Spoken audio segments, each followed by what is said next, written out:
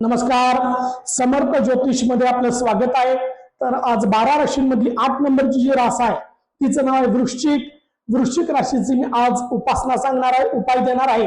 तर वृश्चिक राशीच्या लोकांनी उपाय नंबर 1 ओम गण गणपतये नमः या मंत्राचा सातत्याने जप करायचा आहे। उपाय नंबर 2 गणपती स्तोत्र सकाळी आणि सायंकाळी गणपती स्तोत्र वाचायचं आहे। उपाय नंबर 3 संकष्टीचा उपवास करायचा आहे।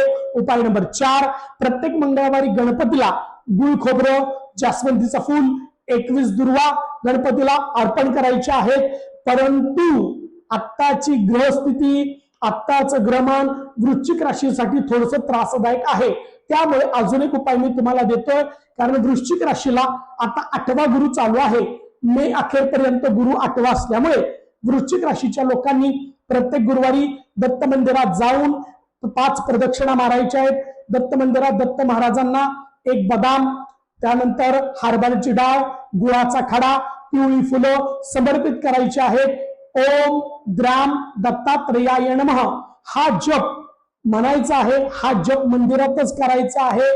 यामुळे वृश्चिक रास अतिशय चांगल्या पद्धतीने अनुकूल होईल, चांगल्या पद्धतीने गुरुचं बल वाढेल।